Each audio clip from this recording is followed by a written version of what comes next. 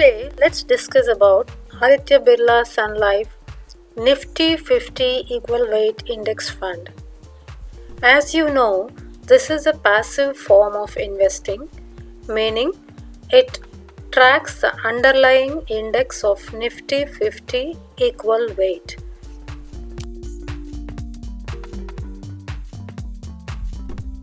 Also, since it only tracks the underlying index and is a passively managed fund, it doesn't have much of an expense ratio when compared to the actively managed funds. I hope you have an idea of the expense ratio.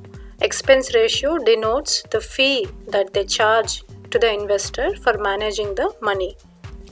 Say for example, the expense ratio of a fund is 1%. It means if you invest 100 rupees into the fund, they charge you 1 rupee. They take 1 rupee as the fee for management and they invest the rest of the money, that is the 99 rupees, into the fund. It's an open-ended scheme, which means the funds are offered through the fund company directly to the investors, and one can buy or redeem shares whenever we wish to. It's an index fund, meaning it tracks an underlying index instead of actively managing the fund. It is a passive type of management of funds where it only tracks the index. The minimum investment is 500 and SIP options are available. There are two plans, as in like in the case of other mutual funds, direct or regular. Direct means we avoid certain brokerage charges, so direct option is preferred. We have the growth option or income distribution option. Growth option means whatever returns we get or reinvested in the fund. Then we don't have an entry load, we don't have an exit load, which is very good. The fund manager is Mr. Lovelish Salanki, and as discussed, this fund tracks the Nifty 50 equal weight index. And the risk profile of the fund is medium to high because it is an equity based fund. Let's quickly discuss about the underlying index fund, that is the Nifty 50 equal weight index, and compare it with the standard Nifty 50 index. There are certain similarities between Nifty 50 equal weight index and Nifty 50 index. One similarity is that both the indices contain 50 top large cap stocks.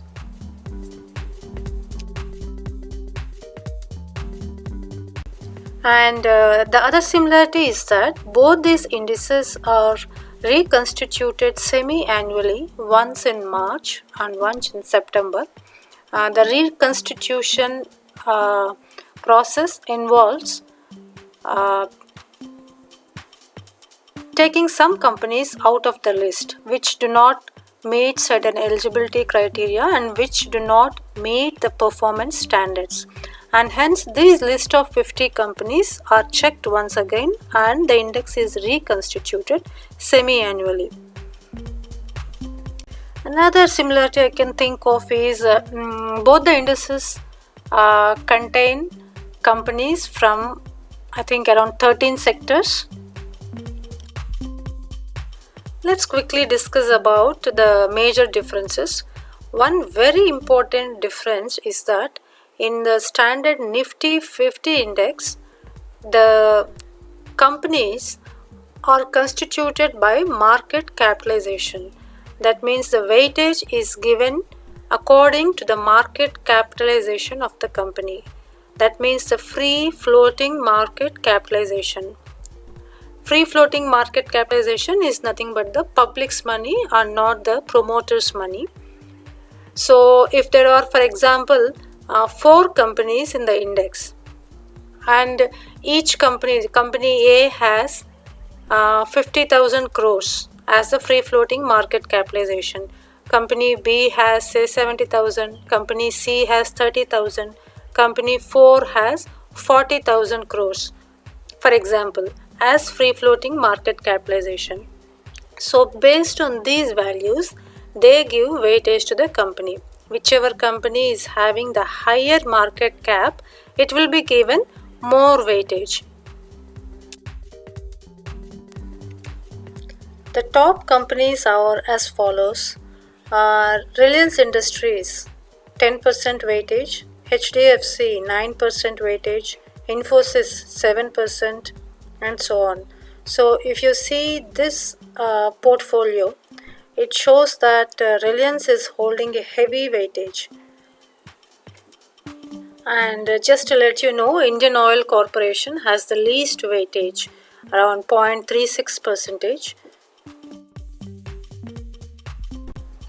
The sectoral weightages are like this: financial services taking up the highest weightage, 37.82%, IT 16%, oil and gas 11%. The least weightage is given to fertilizers and pesticides sector. Let's remind ourselves that these weightages in the Nifty 50 are given based on the market capitalizations of the company.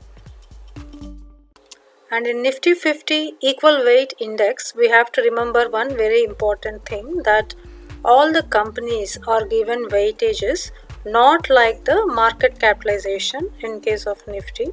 The weightages are given in accordance with a number, say 2%. All the weightages are made equal to 2%.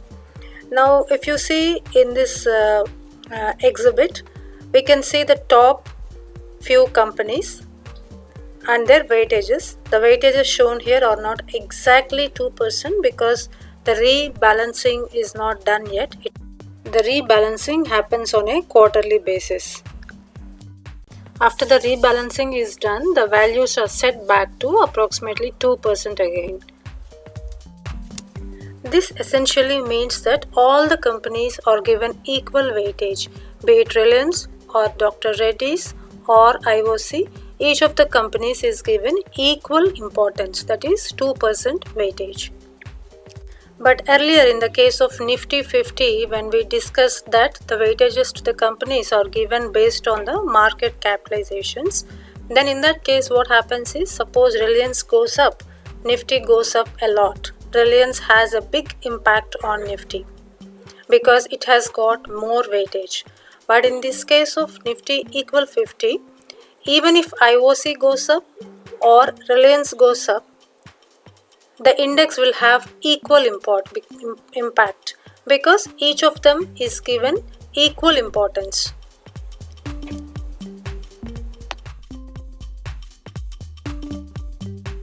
Yet another difference between Nifty 50 and Nifty 50 equal weight is that in Nifty 50 only reconstitution happens semi-annually, but in Nifty 50 equal weight, in addition to reconstitution, it also undergoes rebalancing once every quarter. During this time of rebalancing, they adjust the weightages. Suppose the weightages have gone off board like 3%, then they get it back to 2% by buying and selling shares of the respective companies.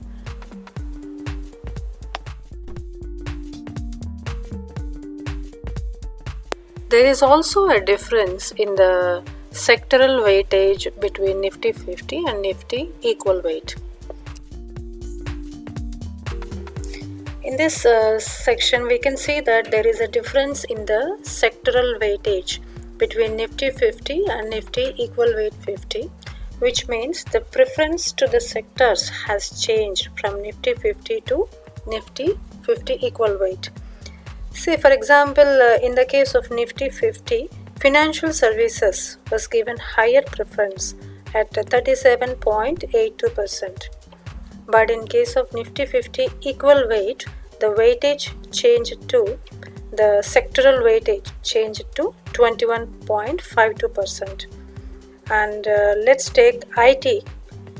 In Nifty 50, the IT sector representation was 16.53%, whereas in Nifty 50 equal weight, it is 9.81%.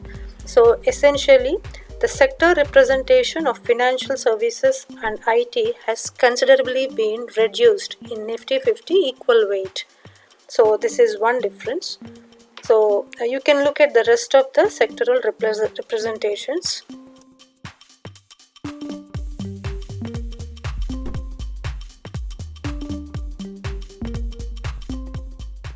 One advantage of investing in Nifty 50 equal weight when compared to Nifty 50 is that there is a broader sectoral representation here.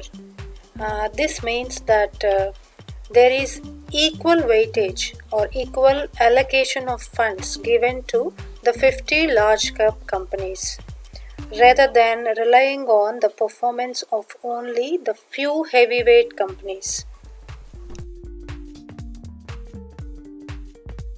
This essentially means that we are avoiding the risk of concentrating on the top-notch companies only. So the evident result is diversification. So the invested money is exposed to all the companies of the index, unlike weighted exposure to the companies as in the case of Nifty 50.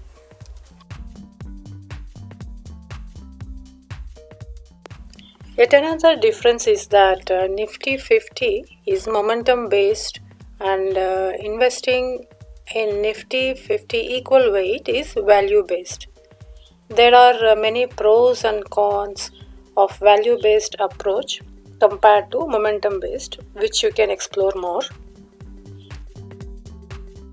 This fund by Aditya Birla SunLife, the Nifty 50 equal weightage fund, is not the first of its kind. There was one more fund, DSP Equal Nifty Fund, which was launched in 2017. The assets under management for DSP Equal Nifty 50 was around 150 crores and the expense ratio was 0.39%. Apart from DSP Nifty 50 equal weight fund, I didn't find any other funds in this category. So if you know any of such funds that I can compare with, please let me know. Let's compare this equal weight fund with a standard Nifty 50 index fund. Say for example, if you take UTI Nifty index fund, the expense ratio is very less, like 0.10%.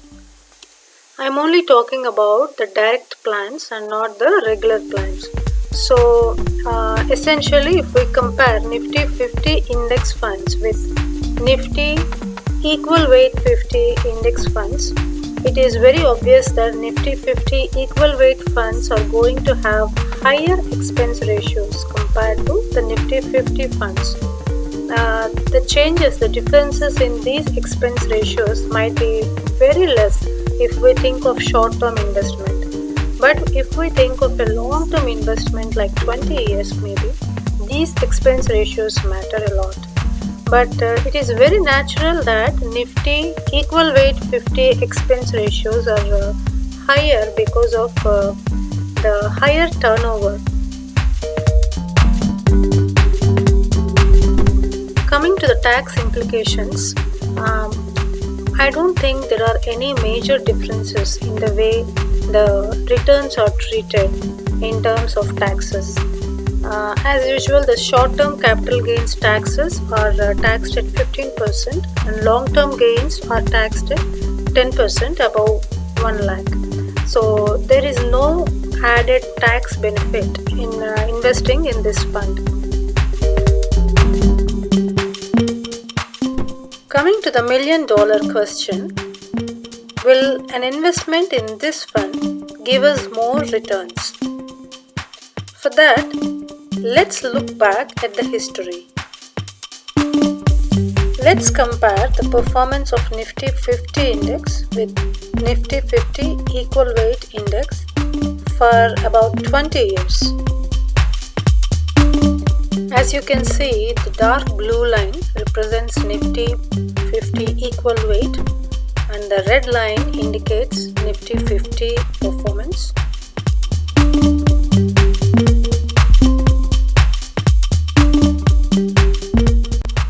Nifty 50 equal weight index has outperformed the Nifty 50 index for 13 out of the last 22 calendar years.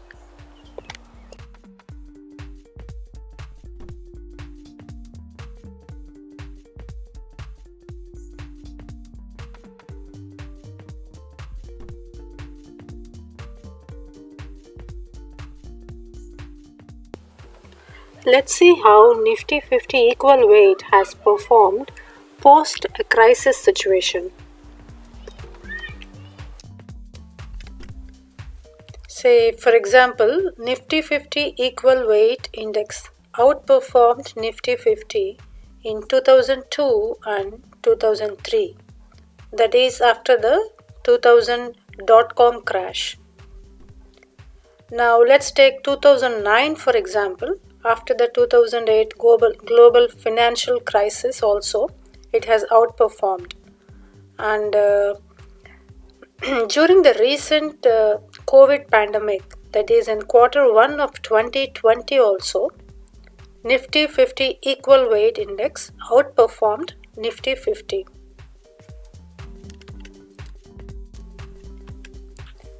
But in 2018 and 2019, say for example, when the market rally is narrow and is led by only few large companies, then in that case of a narrow market rally, Nifty 50 equal weight tends to underperform Nifty 50.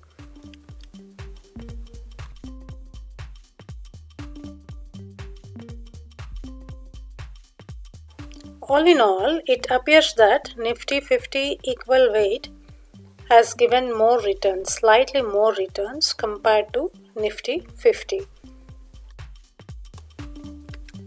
Let's look at the volatility profile of Nifty 50 equal weight and compare it to Nifty 50. So as you can see from this exhibit, Nifty 50 equal weight index volatility is broadly similar to Nifty 50 index. Since June 30, 2009, the Nifty 50 equal weight index has had slightly lower volatility compared to Nifty 50. However, over the last 10 years, between January 31st, 2011 and January 29, 2021, the Nifty 50 equal weight index has slightly higher volatility compared to Nifty 50. Overall, I understand and what I infer from this is that the volatility profile of Nifty 50 equal weight is slightly similar to Nifty 50, not much of a difference.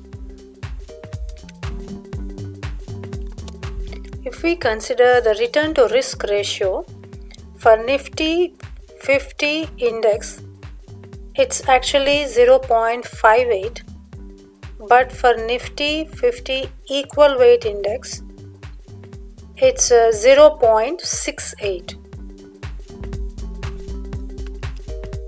This is if you consider the data from 1999.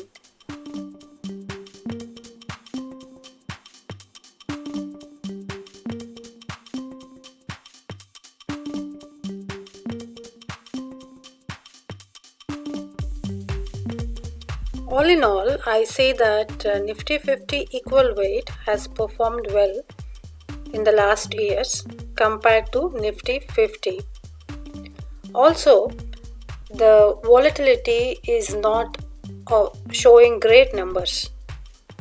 And given that market cap indices so far have performed better than equal weight indices in the last few years, it means that probably reversion is on the cards.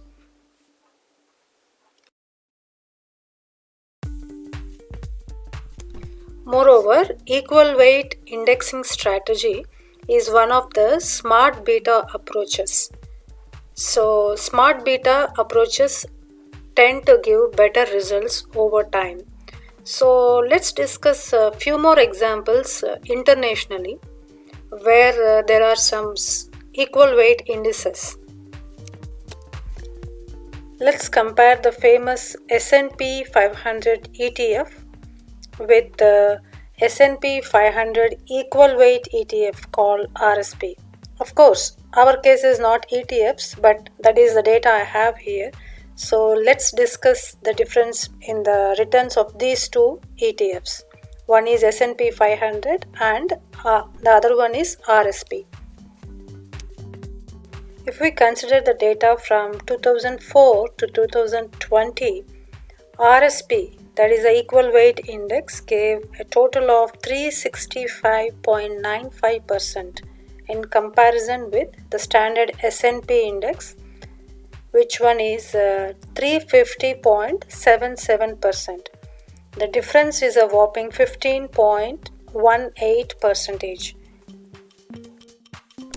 Now, looking at all these kinds of data, I can't help but be convinced that equal weight indices are giving slightly higher returns than the standard indices. So in this case, Nifty 50 equal weight was giving slightly higher returns than Nifty 50, but the risk difference is not that much. So this is a favorable point to understand. So all in all, there is no one strategy that wins forever. This is just one flavor of investment that we can include in our portfolio. And one more thing to understand is that the importance that we give to sectors vary in Nifty 50 equal weight index compared to Nifty 50. Say for example, consider the pharma sector. In Nifty 50, whatever weightage or importance is given to pharma sector gets doubled when it comes to the case of Nifty 50 equal weight. Same is the case with the difference between other sectors like auto, oil and gas. So if you think these sectors will perform well in the future for some reason, and if you have your own analysis to conclude and confirm that, then kindly go ahead and invest in a Nifty 50 equal weight index related strategy. All in all, investment in Nifty 50 equal weight tends to give a different flavor and better return compared to Nifty 50. So, I'm not suggesting that you sell all your Nifty 50 investments and put them in Nifty 50 equal weight, but all I'm suggesting is that we can include this kind of investment as an additional flavor.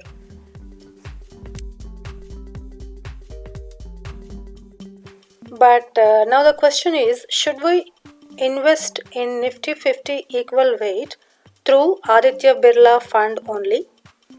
My answer is, my personal opinion is no, because this is an NFO. It is a new fund offer that Aditya Birla is giving to us, but I am personally against NFOs because first thing is, in an NFO, the expense ratios tend to be higher because the assets under management are lower. So there are specific guidelines and suggestions for them to increase their expense ratios. So unless and until I am clear about the expense ratio of this fund and I can be confirmed or affirmed that this expense ratio will be kept to the minimum, I will not go ahead and invest in this NFO. Instead, if you want to really have an exposure to Nifty 50 equal weight indexing strategy, then I would suggest you go with an existing fund like DSP. But I didn't see any other ETFs related to this category. So all I can see is a DSP fund. So if you really want to have an exposure to Nifty 50 equal weight, you can just go ahead with that and invest some amount. But whatever it is, The idea is that we have to hold on to it for long term, at least 10 to 15 years, to enjoy the benefits and see the comparison of its outperformance when compared to Nifty 50.